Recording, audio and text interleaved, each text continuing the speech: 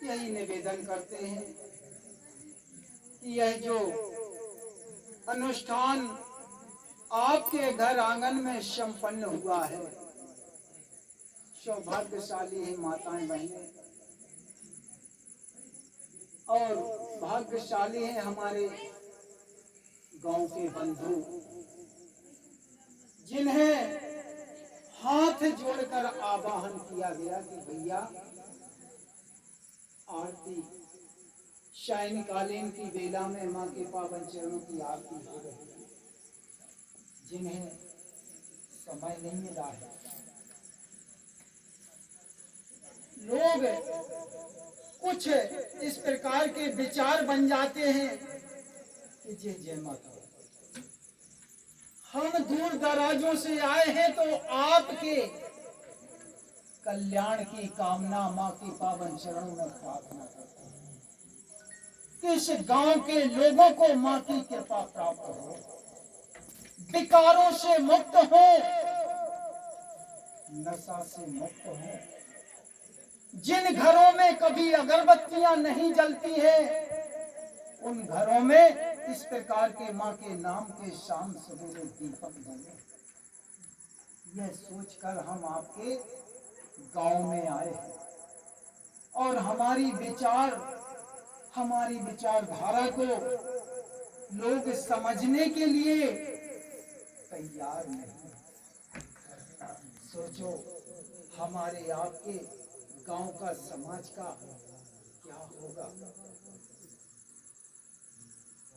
कोई पंडित जी कथा सुनाने के लिए आते हैं, भागवत सुनाने के लिए आते हैं, आने से पहले उनका संकल्प हो जाता है। लेकिन परम पूज्य सद्गुरुदेव भगवान की कृपा से अपने शिष्यों को आप लोगों के घर घर तक भेजते हैं और निःशुल्क में यह साधना संपन्न करते हैं। आपके घर आंगन में यह मंच बनाया, मंच पर भगवान की स्थापना की और आप लोगों से अपेक्षा करते हैं कि आप लोग भगवान के पुजारी बन जाएं।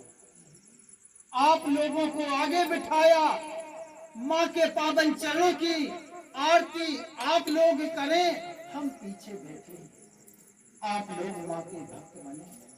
यह हमारी सोच है। गुरुदेव जी भगवान ने आप हम लोगों के कल्याण की कामना करते हुए निःशुल्क में यह साधना दी है। पूज्य गुरुदेव भगवान कहते हैं कि यदि आपके अंतर मन में विचार जागृत हो जाते हैं, संकल्प की भावना शक्ति को यदि जागृत करना है, तो आओ माँ गुरुवर के पावन चरणों में संकल्प लो कि आज से हम नशा नहीं करेंगे, मांसाहारी भोजन नहीं करेंगे, चरित्रहीनता का जीवन नहीं जिएंगे। यह हमारे पूज्य गुरुदेव भगवान का यह जन जन को संदेश है। यह संकल्प लेने की जब बात आ जाती है तो पैसे देने वाले तो आगे आ जाते हैं, लेकिन विकारों से मुक्त होने की जब बात आती है तो वह पीछे रह जाते हैं।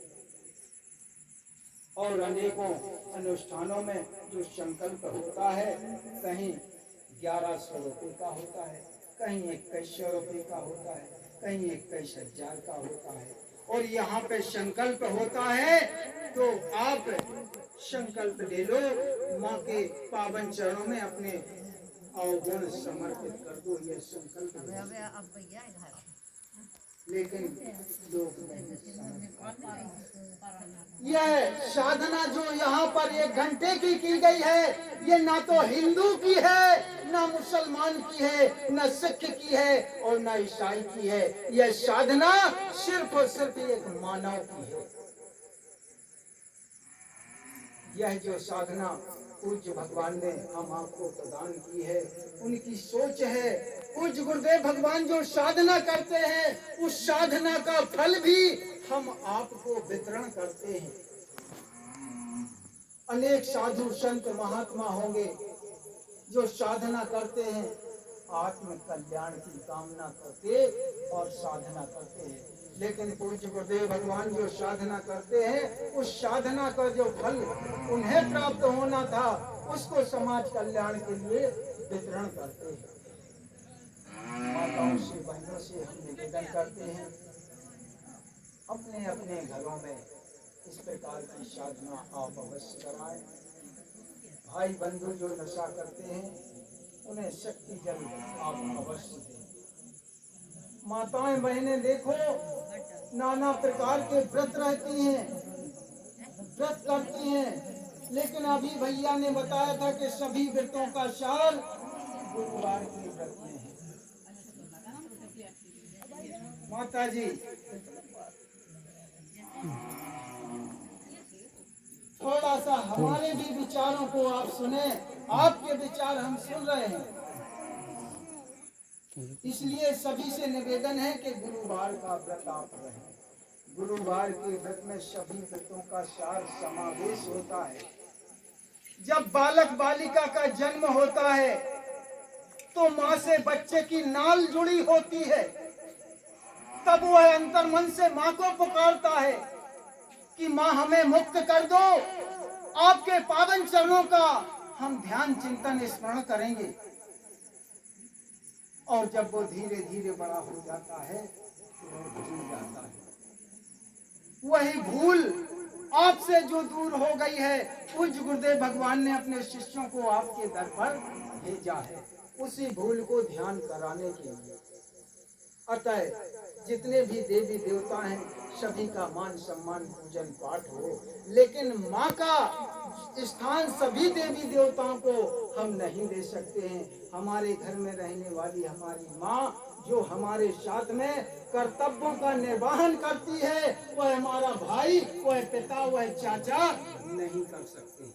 इसलिए हमारा सभी से निवेदन है कि माँ की साधना करो, गुरुवार का व्रत रखो, इसी में आपका हमारा पूरी समाज का ही कल्याण है। इतना ही आप लोगों को पूज्य गुरुदेव भगवान का संदेश देता होगा। पुनः सभी माताओं बहनों को हाथ जोड़कर जय गुरुवर की जय माता।